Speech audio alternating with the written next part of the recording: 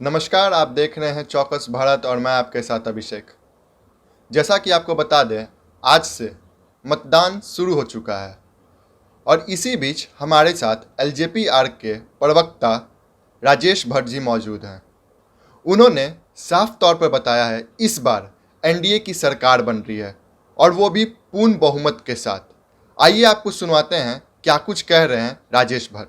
आज के मतदान के बाद अगर एलजेपीआर की सीटें उम्मीद से कम रही तो चिराग पासवान एनडीए में अपनी भूमिका मजबूत करने के लिए क्या कदम उठाएंगे? क्या गठबंधन तोड़ने की धमकी देंगे? आज की सीट प्रचंड बहुमत से एलजेपीआर जीत रही है। पहले चरण में ही बिहार की जनता जनार्दन का जो है एक प्रचंड जो है आशीर्वाद प्राप्त हो रहा है और पूरे बिहार से ये खबर आ रही है कि एलजेपीआर के सभी प्रत्याशी अपने अपने सभी प्रतिद्वंदियों से लीड कर रहे हैं, तो इसमें कोई सवाल ही नहीं। अगर एनडीए 160 से ज़्यादा सीटें जीतने का दावा कर रहा है, एलजेपीआर की 29 सीटों में से कितनी पर आपको पक्की जीत का भरोसा है, खासकर जहां परिवारवाद और दागी उम्मीदवारों का आरोप लग रहा है? देखिए, दागी वागी कोई उम्मीदवार जो है ना, हमारे उम्मीदवारों की तुलना में कहीं टिकने की स्थिति में नहीं है। मैं आपको बहुत यकीन के साथ कह रहा हूं, और आने वाले दिनों में जब 14 को चुनाव परिणाम आएंगे तो आप चौंक जाएंगे। 160 तो हमारे जो भी नेता बोले हैं 160 वो मिनिमम है। इस बार 210 के पार जाने वाला है।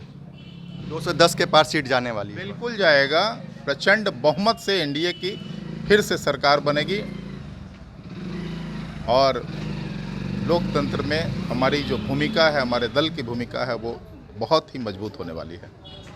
एक आखिरी सवाल, आज पहले चरण के मतदान के बाद एलजेपीआर की सीटों पर युवा मतदाताओं का रुझान क्या है, जबकि विपक्ष तेजस्वी यादव की नौकरी गारंटी वाली अपील से जोर पकड़ रहा है? क्या आपकी पार्टी के वादे खोखले साबित हो रहे हैं? बिना हाथ पैर के दावे करने वालों का आज पोल खुलने वाला है। जनता जनार्दन है, ये बिहार की जनता है, सब जानती है। एक तरफ 3.5 करोड़ जनता को नौकरी देने का वादा, और हम लोग आधार के साथ 1 करोड़ नौकरी का जो वादा किया है हमारे एनडीए के सरकार ने, निश्चित तौर पर एनडीए का 1 करोड़ का वादा का पूरा आधार है, पूरे तरीके हैं, और कैसे वो 1 करोड़ का लक्ष्य हम पूरा कर पाएंगे, इसके लिए हमारे मजबूत रोड मैप हैं। तो हम जो कहते हैं वो करते हैं, हमारे कथनी और करनी में अंतर नहीं है। तो सुना आपने क्या कुछ कहते नजर आए राजेश भट्ट। आपको ये भी बता दें कि उन्होंने साफ तौर पर निशाना साधते हुए ये भी कहा कि तेजस्वी यादव जो भी वादा कर रहे हैं, जो भी वो कह रहे हैं कि वो हर घर नौकरी देंगे, नौकरी की गारंटी दे रहे हैं, उस पर भी उन्होंने साफ तौर पर निशाना साधते हुए उनकी सरकार को बेफिजूल कहा है। इसलिए तेजस्वी यादव जो कह रहे हैं हर घर सरकारी नौकरी देंगे, उनकी सरकार आती है, तो उस पर आपकी क्या राय है? नहीं, हर घर में नौकरी देंगे, एक व्यक्ति को नौकरी देंगे, और किसी व्यक्ति में मेधावी, किसी घर में अगर 5 की 5 भाई मेधावी हैं तो क्या उनको 5 को नौकरी नहीं देंगे? ये भी तो एक सवाल बनता है ना भाई। घर के आधार पर आप नौकरी देने की बात कर रहे हैं, मेधा कहाँ गया? मेधा को तो आप रोक नहीं पाइएगा, तो एक घर में 5 भी तो नौकरी पा सकता है ना। देखिए, ये सब पूरे बकवास हैं। तेजस्वी जी लोक लुभावन योजनाओं के तहत चाहते हैं बिहार की सत्ता नसीन होना, अब संभव नहीं है। 20 वर्षों तक वो राजनीतिक वनवास पे रहे हैं, आगे भी 20 वर्षों तक कोई वैकेंसी नहीं है।